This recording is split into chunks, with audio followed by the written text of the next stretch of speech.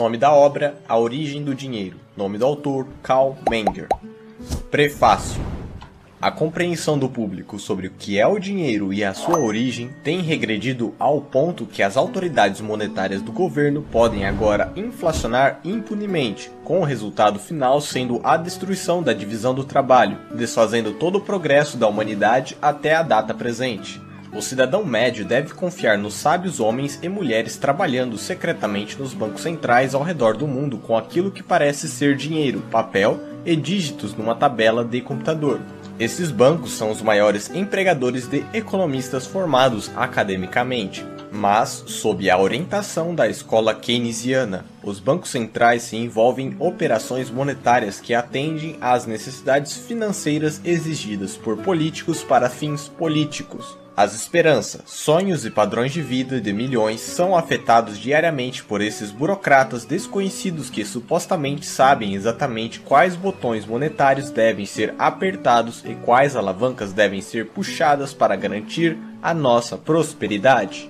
No entanto, a história mostra que bancos centrais têm apenas uma estratégia para curar todas as coisas, especialmente seus erros cometidos no passado: imprimir mais dinheiro com seus planos de estabilização, resultando exatamente no oposto. Se ao menos todos pudessem ler e compreender o ensaio o qual você tem em mãos, descrito pelo vencedor do prêmio Schlarbaum, sei lá como falar isso, em 2009, Jesus Huerto de Soto, em um livro Dinheiro, Crédito Bancário e Ciclos Econômicos, como a melhor e talvez a mais brilhante sinopse da teoria de Menger sobre a origem evolutiva do dinheiro. Escrito no mesmo ano em que ele testemunhou ante a Comissão da Moeda na Áustria-Hungria, Carl Menger explica que não são decretos governamentais que criam dinheiro, mas sim o mercado. Os indivíduos decidem qual é o bem mais comercializável para usar como um meio de troca. O próprio homem é o começo e o fim de toda a economia, escreveu Menger. E assim também é com a decisão do que deve ser negociado como dinheiro. Foi Menger quem desenvolveu uma teoria completa acerca das instituições sociais que surgem à medida que seres humanos interagem, cada qual com seu próprio conhecimento e experiências subjetivos. É a evolução espontânea dessas ações humanas que criam instituições pelas quais os indivíduos descobrem certos padrões de comportamento que ajudam cada pessoa a alcançar seus objetivos de forma mais eficientemente. Nada é mais importante para essa evolução do que o desenvolvimento do dinheiro, possibilitando a divisão do trabalho e a satisfação dos desejos atingíveis. Em seu testemunho para a Comissão da Moeda em 1892, Menger urgiu por um retorno ao dinheiro baseado em commodities tangíveis e forneceu recomendações específicas para alcançar esse objetivo. Mas Menger foi, nas palavras de Hans F. Sennholz, sempre cético quanto ao conhecimento e sabedoria das autoridades políticas que estavam conduzindo a reforma, mas ele tinha uma fé perdurável nos princípios e nas leis do mercado que brotam das escolhas subjetivas dos homens. Fecha citação. E, enquanto os economistas fora da escola austríaca deixam as ações dos indivíduos fora da formulação de suas teorias e argumentos, a contribuição de Menger para a economia começa neste exato ponto. O trabalho de Menger proveu a base para toda a escola austríaca e o alicerce para a teoria monetária, assentando as bases para Mises, Hayek e Rothbard. Infelizmente, as economias mundiais continuam girando em torno de bolhas e recessões enquanto o dinheiro está nas mãos dos bancos centrais. E, enquanto o livre mercado está sendo culpado pelas recentes crises financeiras, não pode haver livre mercado enquanto o dinheiro for controlado e pervertido pelo Estado. Menger forneceu a resposta há mais de um século atrás: um dinheiro baseado em commodities e, por sua vez, uma economia sólida só pode ser um produto do mercado. Prefácio de Douglas French. Capítulo 1. Introdução. Há um fenômeno que desde o passado e, em um grau peculiar, atraiu a atenção dos filósofos sociais e dos economistas práticos: o fato de certas commodities tornando-se meios de troca universalmente aceitáveis. Estas sendo em civilizações avançadas pedaços de ouro e prata em formato de moeda, em conjunto, posteriormente, com documentos representando estas moedas. É óbvio mesmo para aqueles de inteligência comum que uma commodity deve ser dada por seu dono em troca de outra mais útil para ele, mas que toda unidade econômica em uma nação deveria estar pronta para trocar seus bens por pequenos discos metálicos, aparentemente inúteis como tal, ou por documentos representando estes discos, é um procedimento tão oposto ao curso natural das coisas, que nós não podemos nos surpreender se mesmo um pensador distinto como Savigny acha isso algo francamente misterioso. Não deve-se supor que o formato da moeda ou documento usado como moeda corrente constitui o enigma deste fenômeno. Nós podemos ignorar estes formatos e retornar aos estágios iniciais do desenvolvimento econômico, ou mesmo para o que ainda se obtém em alguns países aqui e ali, onde nós encontramos metais preciosos sem um formato de moeda servindo como meio de troca, e mesmo certas outras commodities como gado, peles, cubos de chá, placas de sal, conchas de búzio e etc. Ainda somos confrontados com este fenômeno, ainda temos que explicar por que é que o homem econômico está disposto a aceitar um certo tipo de commodity, mesmo que ele não precise dela, ou se sua necessidade por ela já está satisfeita, em troca por todos os bens que ele trouxe ao mercado, enquanto é, no entanto, o que ele precisa, que ele consulta primeiro no que diz respeito aos bens que pretende adquirir no decorrer das suas transações. E, portanto, corre desde os primeiros ensaios da contemplação reflexiva de um fenômeno social até nossos tempos, uma cadeia ininterrupta de disquisições sobre a natureza e qualidades específicas do dinheiro em sua relação a tudo o que constitui o comércio. Filósofos, juristas e historiadores, bem como economistas e até mesmo naturalistas e matemáticos lidaram com este problema notável, e não há pessoas civilizadas que não tenham fornecido sua parcela à abundante literatura sobre o assunto. Qual é a natureza desses pequenos discos ou documentos que em si mesmos não parecem servir de utilidade e que, no entanto, em contradição com o resto da experiência, passam de uma mão para a outra em troca das mercadorias mais úteis? Mais que isso, que todo mundo é tão empolgado em entregar suas mercadorias, o dinheiro é um membro orgânico no mundo das commodities ou é uma anomalia econômica? Devemos referir a sua moeda comercial e o seu valor no comércio com as mesmas causas condicionando as de outros bens, ou são o produto distinto da convenção e da autoridade? Capítulo 2 – Tentativas de solução até então. Até agora, dificilmente pode ser alegado para os resultados da investigação sobre o problema acima citado que eles são proporcionados quer com o grande desenvolvimento em pesquisa histórica em geral, quer com a despesa de tempo e intelecto gasto nos esforços na solução. O fenômeno enigmático do dinheiro está até hoje sem uma explicação que satisfaça, nem tampouco a concordância quanto às questões mais fundamentais de sua natureza e funções. Ainda hoje não temos uma teoria do dinheiro satisfatória. A ideia que primeiro veio à tona para explicar a função específica do dinheiro como um meio de troca corrente universal foi de referir-se a ele como uma convenção geral ou uma isenção jurídica.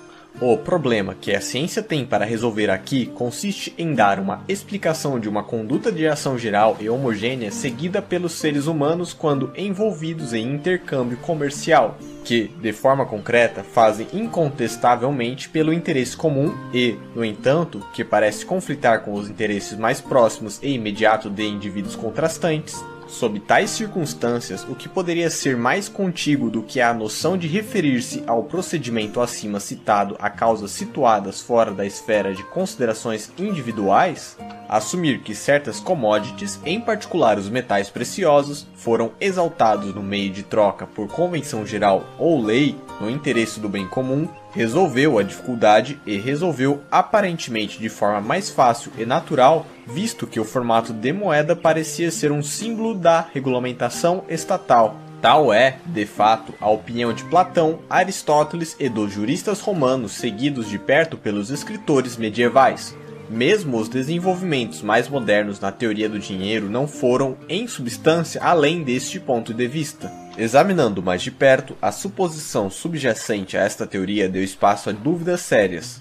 Um evento de tal tamanho, significado universal e notoriedade tão inevitável como o estabelecimento por lei ou convenção de um meio de troca universal, certamente teria sido retido na memória do homem, mas certamente visto que teria que ser realizado em um grande número de lugares. No entanto, nenhum documento escrito histórico nos dá notícias confiáveis de qualquer transações que conferem um reconhecimento distinto sobre os meios de troca já em uso ou que se referem à sua adoção por povos de cultura relativamente recente, muito menos testemunhando uma iniciação das primeiras eras da civilização econômica no uso do dinheiro. E, na verdade, a maioria dos teóricos sobre este assunto não param na explicação do dinheiro como o indicado acima. A peculiar adaptabilidade dos metais preciosos para propósitos de moeda e cunho foram notadas por Aristóteles, Xenofonte e Plínio, e em uma maior medida por John Law, Adam Smith e seus discípulos, que procuraram todos por uma explicação adicional sobre a escolha feita deles como meio de troca em suas qualificações especiais. No entanto, é claro que a escolha dos metais preciosos por lei e convenção, mesmo que feito em consequência de sua peculiar adaptabilidade para fins monetários, pressupõe a origem pragmática do dinheiro e a seleção desses metais, e esse pressuposto não é histórico. Nem mesmo os teóricos acima mencionados encararam honestamente o problema que deve ser resolvido, isto é, a explicação de como aconteceu que certas commodities, os metais preciosos em certos estágios da cultura, deveriam ser promovidas entre a massa de todas as outras commodities e aceitas como os meios de troca comumente reconhecidos. Trata-se de uma questão que diz respeito não somente à origem, mas também à natureza do dinheiro e à sua posição em relação a todas as outras commodities. Capítulo 3 – O problema da gênese do meio de troca. No comércio primitivo, o homem econômico está despertando, mas muito gradualmente, para uma compreensão das vantagens econômicas a serem obtidas pela exploração das oportunidades de troca existentes. Os seus objetivos estão direcionados primeiramente e, acima de tudo, de acordo com a simplicidade de toda a cultura primitiva, apenas no que primeiramente se encontra acessível e, somente nessa proporção, o valor em uso das commodities que ele procura adquirir é considerado em sua negociação. Sob tais condições, cada homem tem a intenção de obter, a título de troca, apenas os bens que ele diretamente precisa e de rejeitar aqueles que ele não precisa ou com o qual ele já está suficientemente provido. Está claro, então, que nessas circunstâncias o número de pechinchas realmente concluídas deve estar dentro de limites muito restritos. Considere o quão raro é o caso que uma commodity pertencente a alguém é de menor valor de uso do que outra commodity pertencente a outra pessoa, e no caso desta outra é a relação oposta. Mas quão mais raro é o acontecimento destes dois indivíduos se encontrarem, pense, de fato, nas dificuldades peculiares obstruindo a permuta de bens nestes casos, onde oferta e demanda não se coincidem quantitativamente, onde, por exemplo, uma commodity indivisível deve ser trocada por uma variedade de bens na posse de uma pessoa diferente, ou mesmo por commodities que estão em demanda apenas em períodos diferentes e só podem ser fornecidas por diferentes pessoas. Mesmo no caso relativamente simples e muitas vezes recorrente, onde uma unidade econômica A requer uma commodity pertencente a B e B requer uma commodity possuída por C, enquanto C quer uma que é propriedade de A, mesmo aqui sob uma regra de mera permuta, a troca dos bens em questão seria em regra inevitavelmente deixada por fazer. Essas dificuldades poriam à prova obstáculos absolutamente insuperáveis para o progresso do intercâmbio comercial e, ao mesmo tempo, para a produção de bens que não possuem uma venda regular, se não houvesse um remédio na própria natureza das coisas, isto é, os diferentes graus de vendabilidade das commodities. A diferença existente a esse respeito entre os artigos de comércio é do mais alto grau de significância para a teoria do dinheiro e do mercado em geral. E a falha em levá-la adequadamente em conta em explicar o fenômeno do comércio constitui não apenas como uma ruptura tão lamentável em nossa ciência, mas também uma das causas essenciais do atraso da teoria monetária. A teoria do dinheiro necessariamente pressupõe a teoria da vendabilidade dos bens. Se nós compreendermos isso, nós seremos capazes de compreender como a quase ilimitada vendabilidade do dinheiro é apenas um caso especial, apresentando apenas uma diferença de grau de um fenômeno genérico da vida econômica, isto é, a diferença na vendabilidade de commodities em geral. Capítulo 4 – Commodities como mais ou menos comercializáveis. É um erro na economia tão prevalecentemente como é evidente que todas as commodities em um ponto definido do tempo em um determinado mercado podem assumir-se entre si em uma relação de troca definitiva. Em outras palavras, podem ser mutuamente trocadas em quantidades definitivas à vontade. Não é verdade que em qualquer determinado mercado 10 kg de um artigo igual a 2 kg de outro e é igual a 3 kg de um terceiro artigo, e assim por diante. A observação mais superficial dos fenômenos do mercado nos ensina que não está no nosso poder, quando nós compramos um artigo por um certo preço, vendê-lo imediatamente pelo mesmo preço. Se tentarmos dispor de um artigo de roupa, um livro ou uma obra de arte que acabamos de comprar no mesmo que seja tudo de uma vez antes da mesma conjuntura de condições terem alterado, devemos facilmente nos convencer da falácia de tal suposição. O preço pelo qual qualquer um pode comprar uma mercadoria à vontade em um determinado mercado e em um determinado momento do tempo, e o preço pelo qual ele pode dispor do mesmo à vontade, são duas magnitudes essencialmente diferentes. Isso é válido tanto para atacado quanto para preços de varejo. Mesmo os produtos comercializáveis como milho, algodão e ferro fundido não podem ser dispostos voluntariamente pelo preço pelo qual os adquirirmos. O comércio e a especulação seriam as coisas mais simples do mundo se a teoria do objetivo equivalente nos bens estivesse correta. Se fosse realmente verdade que, em um determinado mercado e em um dado momento, as commodities pudessem ser mutuamente convertidas à vontade em relações quantitativas definidas. Pudessem, em suma, a um certo preço ser tão facilmente dispostas quanto adquiridas. De qualquer forma, não existe tal vendabilidade geral de mercadorias nesse sentido. A verdade é que, mesmo nos melhores mercados organizados, embora nós possamos comprar quando e o que gostamos a um preço definido, isto é, o preço de compra, nós podemos nos dispor do bem novamente apenas quando e como quisermos com uma perda, isto é, ao preço de venda. A perda experimentada por qualquer um que é compelido a dispor de um artigo em um momento definido em comparação com os preços de compra atuais é uma quantidade altamente variável, assim como uma olhada no comércio e em mercados de commodities específicas irá mostrar.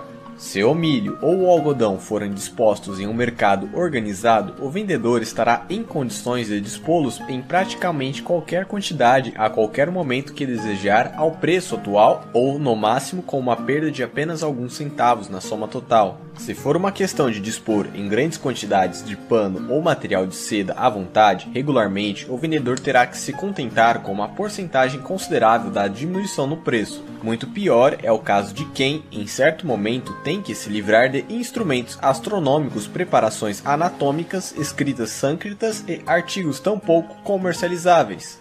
Se chamarmos quaisquer bens ou mercadorias mais ou menos vendáveis de acordo com a maior ou a menor facilidade com a qual eles podem ser dispostos em um mercado em qualquer momento conveniente aos preços de compra atuais, ou com menos ou mais diminuição deste preço, podemos ver, pelo que já foi dito, que existe uma diferença óbvia nesta conexão entre commodities. No entanto, e apesar do seu grande significado prático, não se pode ser dito que este fenômeno tenha sido muito levado em conta na ciência econômica. O motivo disto é, em parte, a circunstância que a investigação sobre o fenômeno do preço foi direcionado quase que exclusivamente para a quantidade das commodities trocadas, e não também para a maior ou menor facilidade com a qual mercadorias podem ser dispostas a preços normais. Em parte, também o motivo é o minucioso método abstrato pelo qual a vendabilidade de mercadorias tem sido tratado, sem o devido respeito a todas as circunstâncias do caso.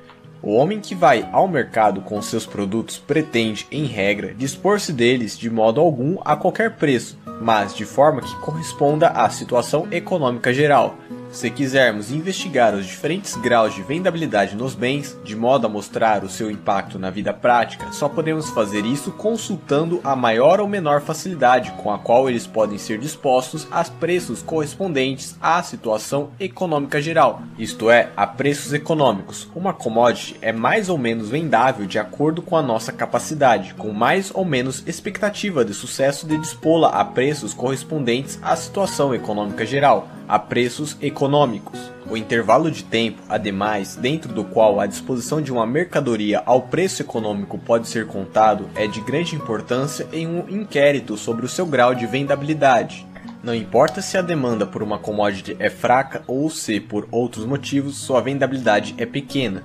Se seu dono puder esperar apenas pelo seu tempo, ele finalmente e a longo prazo será capaz de dispô-la a preços econômicos. Uma vez que, no entanto, esta condição é frequentemente ausente no curso real dos negócios, surge, para fins práticos, uma diferença importante entre essas commodities. Por um lado, o qual nós esperamos dispor em qualquer momento a preços econômicos ou ao menos aproximadamente econômicos, e tais bens, por outro lado, considerando o fato de que não temos tal expectativa ou ao menos não no mesmo grau e para dispor do qual a preços econômicos. O proprietário prevê que será necessário aguardar um período mais longo ou mais curto ou então colocá-lo com uma redução mais ou menos sensível no preço. Novamente, é necessário ter em conta o fator quantitativo na vendabilidade das commodities. Algumas commodities, em consequência do desenvolvimento de mercados e especulações, podem a qualquer momento encontrar uma venda em praticamente qualquer quantidade a preços econômicos aproximadamente econômicos. Outras commodities só podem encontrar uma venda a preços econômicos em quantidades menores, proporcional com o crescimento gradual de uma demanda efetiva, obtendo um preço relativamente reduzido no caso de uma oferta maior. Capítulo 5 sobre as causas dos diferentes graus de vendabilidade em commodities.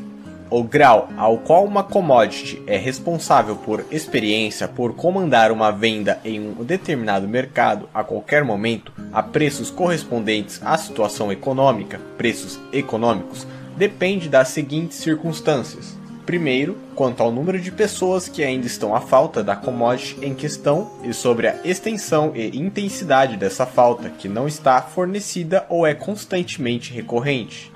Segundo, quanto ao poder de compra dessas pessoas. Terceiro, quanto à quantidade disponível da commodity em relação à falta total ainda não fornecida. Quarto, quanto à divisibilidade da commodity e quaisquer outras maneiras pelas quais ela possa ser ajustada às necessidades de clientes individuais. Quinto, quanto ao desenvolvimento do mercado e da especulação em particular. E, finalmente, 6. Quanto ao número e à natureza das limitações impostas politicamente e socialmente sobre a troca e consumo em relação à commodity em questão. Podemos prosseguir da mesma forma em que considerarmos o grau da vendabilidade das commodities em mercados definidos e momentos definidos do tempo, para estabelecer limites espaciais e temporais de suas vendabilidades.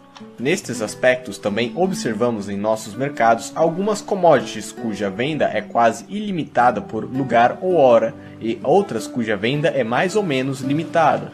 Os limites espaciais da vendabilidade das commodities são principalmente condicionados, primeiro, pelo grau em que a falta das commodities é confusa no espaço, segundo, pelo grau em que os bens se pretendem ao transporte e o custo do transporte incorrido proporcionalmente ao seu valor.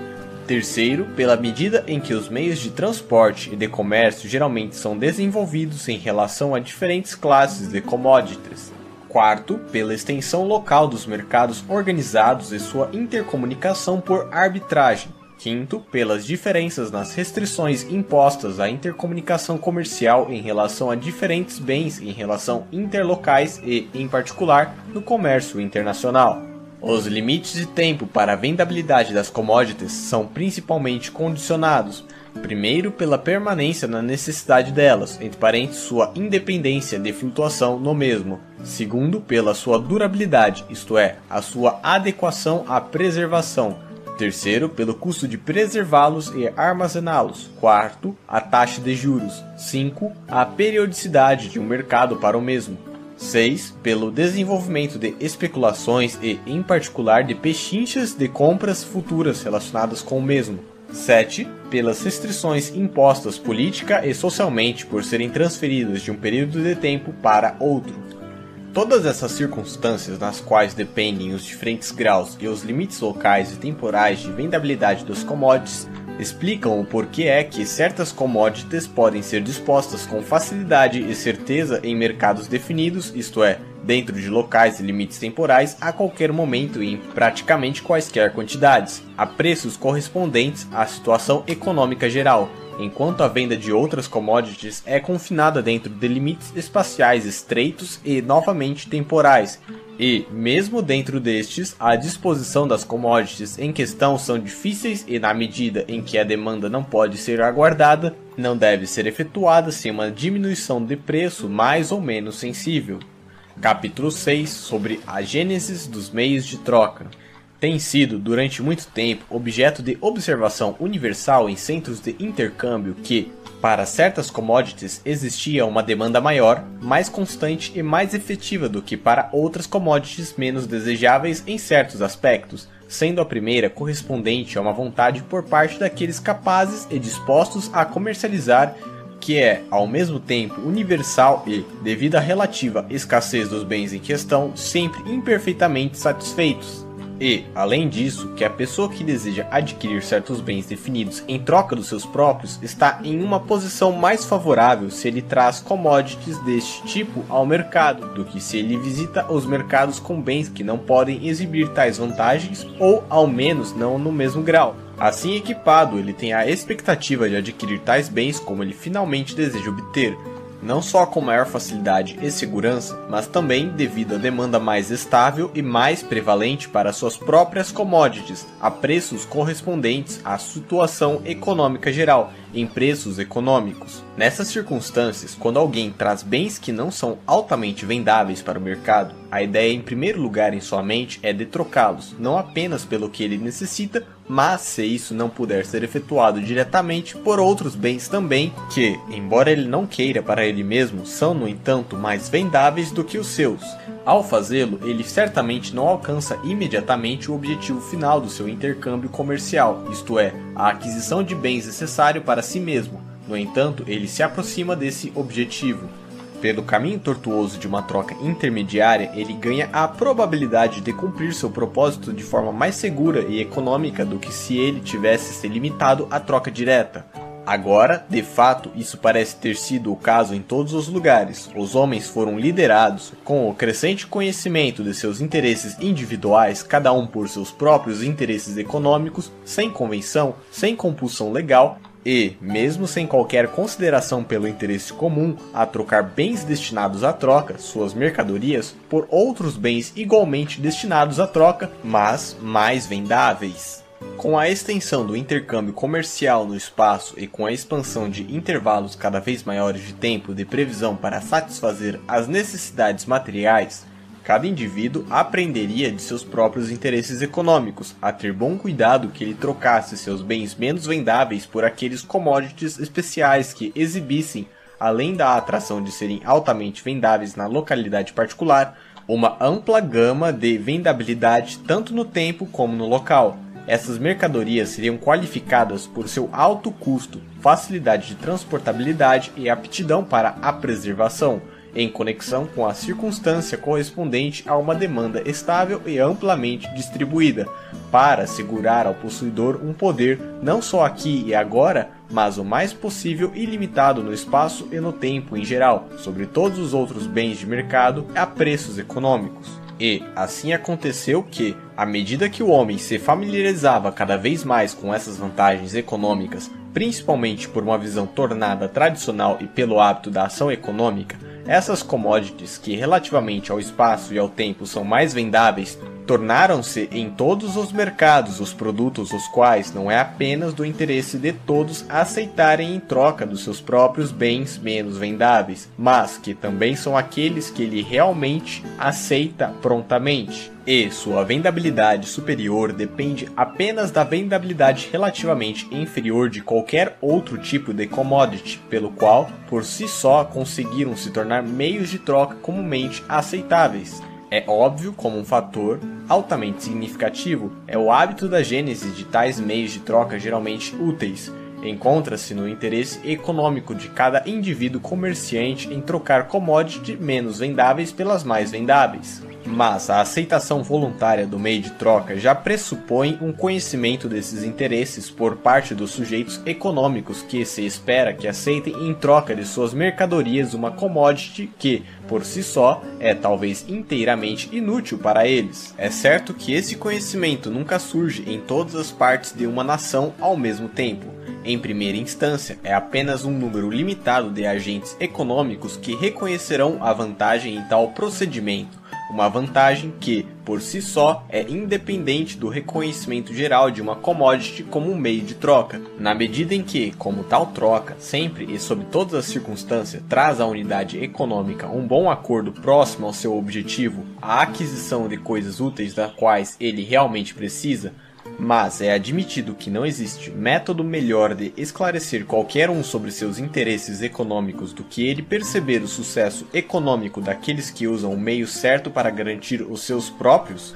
Por isso, também é claro que nada pode ter sido tão favorável à gênese de um meio de troca como a aceitação, por parte dos agentes econômicos mais exigentes e capazes, para seu próprio ganho econômico e por um período considerável de tempo de bens eminentemente vendáveis em preferência a todos os outros. Desta forma, a prática e o hábito certamente contribuíram muito em fazer com que bens que eram mais vendáveis a qualquer momento fossem aceitos não apenas por muitos, mas finalmente por todos, agentes econômicos em troca de seus bens menos vendáveis, e não só isso, mas em serem aceitos a partir do primeiro com a intenção de trocá-los novamente. Os bens que se tornaram meios de troca geralmente aceitáveis foram chamados pelos alemães de Geld, de gelten, ou seja, para pagar, para efetuar, enquanto outras nações deram sua designação para o dinheiro principalmente a partir da substância usada, o formato da moeda ou mesmo de certos tipos de moeda. Não é impossível que os meios de troca, servindo como eles servem ao bem comum no sentido mais enfático da palavra, sejam instituídos também por meio da legislação, como outras instituições sociais. Mas este não é o único nem o modo principal no qual o dinheiro tomou sua origem. Isso está a ser traçado muito mais no processo retratado acima. Não obstante, a natureza desse processo estaria muito incompletamente explicada se chamássemos isso de orgânico ou detonar dinheiro como algo primordial ou crescimento primitivo, e assim por diante. Colocando de lado os pressupostos que são historicamente inadequados, nós só podemos vir a compreender plenamente a origem do dinheiro, aprendendo a enxergar o estabelecimento do procedimento social como o qual estamos lidando, como resultado espontâneo, a resultante impremeditada de esforços particulares e individuais dos membros da sociedade que, pouco a pouco, abriram caminho para uma discriminação dos diferentes graus de vendabilidade nas commodities. Capítulo 7. O processo de diferenciação entre commodities que se tornaram meios de troca e o resto. Quando as commodities relativamente mais vendáveis se tornaram dinheiro, o grande evento tem, em primeiro lugar, o efeito de aumentar substancialmente sua vendabilidade originalmente alta. Todo agente econômico, trazendo mercadorias menos vendáveis para o mercado para adquirir bens de outro tipo, tem, então, um forte interesse em converter o que ele tem em primeira instância nas mercadorias que se tornam dinheiro para essas pessoas, pela troca de suas mercadorias menos vendáveis por aquelas que, como o dinheiro, são mais vendáveis. Não alcançam apenas, como até agora, uma maior probabilidade, mas a certeza de poder adquirir imediatamente quantidades equivalentes de todo tipo de commodity tida no mercado. E seu controle sobre isso depende simplesmente de seu prazer e sua escolha. Pecuniam habes amet omen renken vult habere. Por outro lado, aquele que traz outras mercadorias ao mercado que não seja o dinheiro encontra-se mais ou menos em desvantagem. Para ganhar o mesmo domínio sobre o que o mercado oferece, ele deve primeiro converter seus bens trocáveis em dinheiro. A natureza de sua deficiência econômica é demonstrada pelo fato dele ser forçado a superar uma dificuldade antes que ele possa atingir seu propósito, cuja finalidade não existe, ou seja, já foi superada pelo homem que possui um estoque de dinheiro. Isso tem todo o significado maior para a vida prática, na medida em que superar essa dificuldade não se encontra incondicionavelmente ao alcance de quem traz bens menos vendáveis para o mercado, mas depende em parte de circunstâncias sobre as quais o negociador individual não tem controle.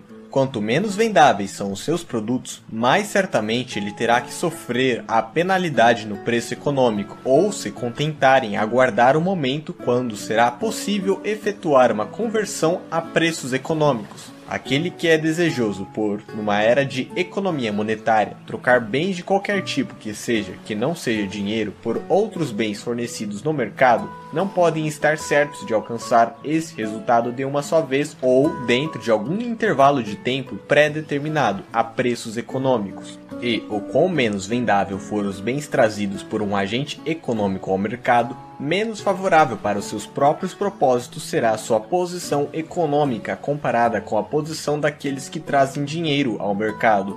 Considere, por exemplo, o proprietário de um estoque de instrumentos cirúrgicos que é obrigado, através de uma súbita dificuldade ou através da pressão dos credores, a convertê-lo em dinheiro. Os preços que irá alcançar serão altamente acidentais, mais que isso, os bens sendo de tal vendabilidade limitada serão bastante incalculáveis, e isso serve para todos os tipos de conversão que, em relação ao tempo, são vendas compulsórias. Outro é o caso daquele que quer em um mercado converter a commodity que se tornou dinheiro imediatamente em outros bens fornecidos nesse mercado. Ele alcançará seu objetivo não apenas com certeza, mas geralmente também a um preço correspondente à situação econômica geral.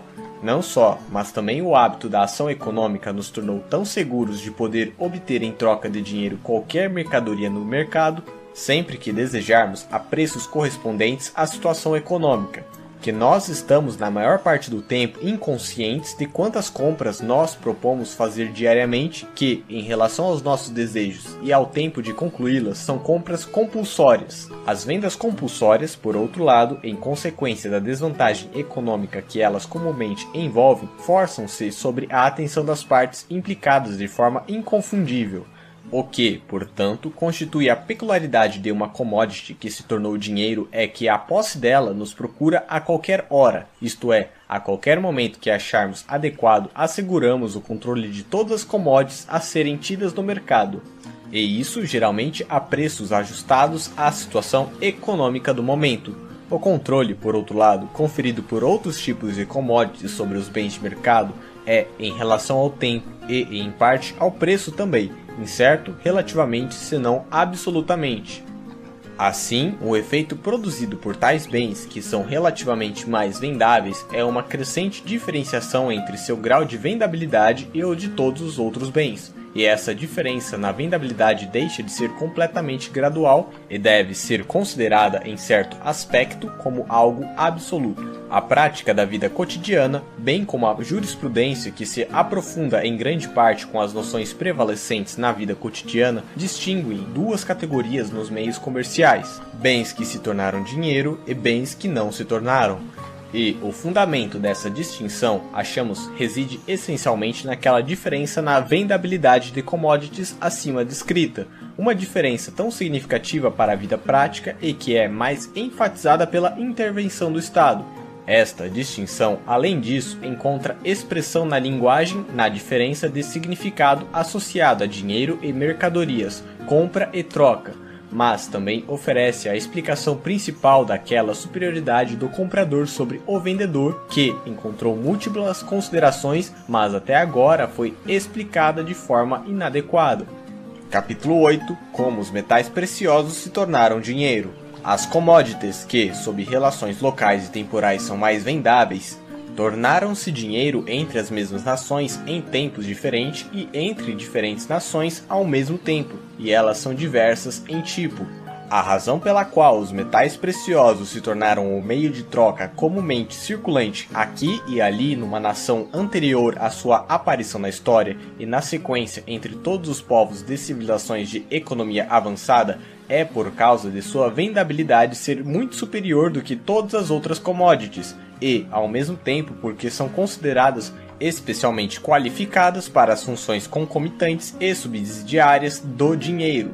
Não há um centro de população que, nos primórdios da civilização, não desejasse profundamente e cobiçasse ansiosamente os metais preciosos, em tempos primitivos por suas utilidades e beleza peculiar, como ornamentos, posteriormente como os materiais de escolha para moldagem e decoragem arquitetônica e especialmente ornamentos e recipientes de todo tipo. Apesar da sua escassez natural, eles estão bem distribuídos geograficamente e, na proporção da maioria dos outros metais, são fáceis de extrair e elaborar. Além disso, a proporção da quantidade disponível de metais preciosos para o total requerido é tão pequena que o número daqueles cuja necessidade não é fornecida, ou pelo menos insuficientemente fornecida, juntamente com a extensão dessa necessidade, não é sempre relativamente maior ou menor do que no caso de outras commodities mais importantes, embora mais abundantemente disponíveis. Mais uma vez, a classe de pessoas que desejam adquirir os metais preciosos é, em razão do tipo de desejos que por estes são satisfeitos, tal como, bem especialmente, a incluir os membros da comunidade que podem permutar mais efetivamente, e, portanto, o desejo pelos metais preciosos é, por regra, mais eficaz. No entanto, os limites do efetivo desejo pelos metais preciosos se estendem também para aquelas camadas da população que menos podem eficientemente permutar por causa da grande divisibilidade dos metais preciosos e o gozo obtido pela despesa de quantidades ainda menores na economia individual. Além disso, existem os amplos limites no tempo e espaço da vendabilidade dos metais preciosos, uma consequência, por um lado, da distribuição quase ilimitada no espaço da necessidade deles, juntamente com o seu baixo custo de transporte em comparação com seus valores, e, por outro lado, a sua durabilidade ilimitada e o custo relativamente baixo de armazená-los. Em nenhuma economia nacional que tenha avançado além dos primeiros estágios de desenvolvimento existem commodities, cuja vendabilidade é tão pouco restrita em tantos aspectos, pessoalmente, quantitativamente, espacialmente e temporalmente, como os metais preciosos. Não se pode duvidar que, muito antes de se tornarem um meio de troca comumente reconhecidos, eles estavam, entre muitos povos, atendendo a uma demanda positiva e efetiva em todos os momentos e lugares, e praticamente em qualquer quantidade que chegasse ao mercado. Por conseguinte, surgiu uma circunstância a qual necessariamente se tornou de especial importância para se tornarem dinheiro para qualquer um sob essas condições, tendo qualquer um dos metais preciosos à sua disposição.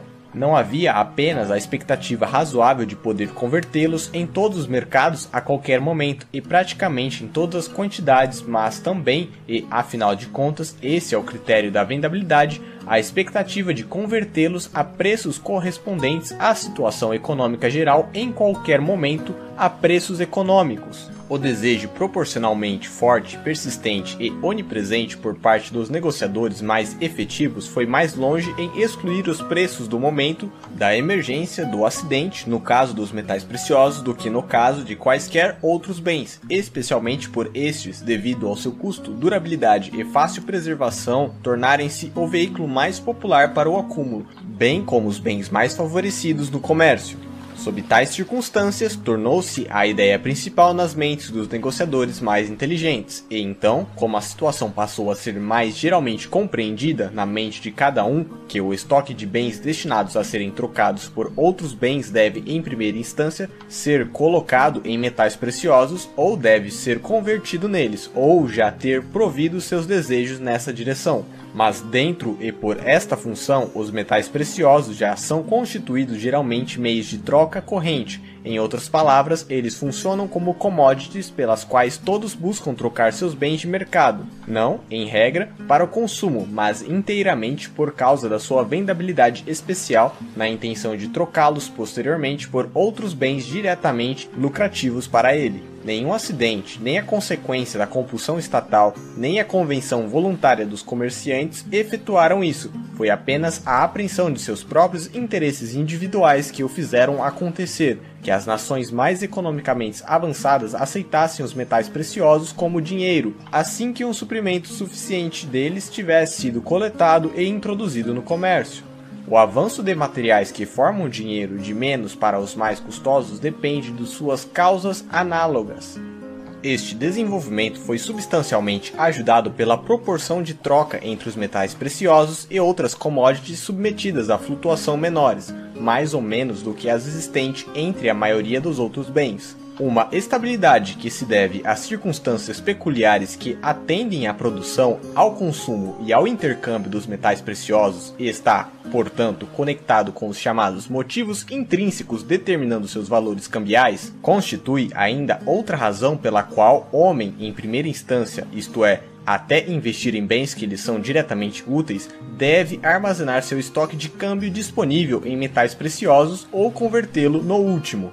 Além disso, a homogeneidade dos metais preciosos e a consequente facilidade com a qual eles podem servir como res fungíveis nas relações de obrigação levaram a formas de contrato pelo qual o tráfego foi tornado mais fácil. Isso também promoveu materialmente a vendabilidade dos metais preciosos e, assim, a sua adoção como dinheiro. Finalmente, os metais preciosos, em consequência da peculiaridade de suas cores, seu badalar e, em parte também, o seu peso, são com alguma prática fácil de reconhecer e, através da tomada de um selo durável, podem ser facilmente controlados quanto à qualidade e o peso. Isso também contribuiu materialmente para aumentar suas vendabilidades e encaminhar a adoção e difusão deles como dinheiro. Capítulo 9 – Influência do poder soberano. O dinheiro não foi gerado pela lei. Em sua origem, ele é de uma instituição social e não estatal. A sanção pela autoridade do Estado é uma noção estranha a ele. Por outro lado, no entanto, por meio do reconhecimento do Estado e da regulação estatal, esta instituição social do dinheiro tem sido aperfeiçoada e ajustada às múltiplas e variadas necessidades de um comércio em desenvolvimento, assim como direitos consuetudinários têm sido aperfeiçoados e ajustados pela lei estatuária. Tratados originalmente pelo peso como outras commodities, os metais preciosos alcançaram gradualmente como moedas um formato o qual sua vendabilidade intrinsecamente alta experimentou um acréscimo material. O estabelecimento de uma cunhagem para incluir todos os graus de valor e o estabelecimento e manutenção de peças cunhadas de modo a ganhar a confiança do público e, na medida do possível, prevenir o risco quanto à sua autenticidade, peso e finura e, sobretudo, assegurando sua circulação em geral, tem sido reconhecido em todo lugar como uma importante função da administração do Estado.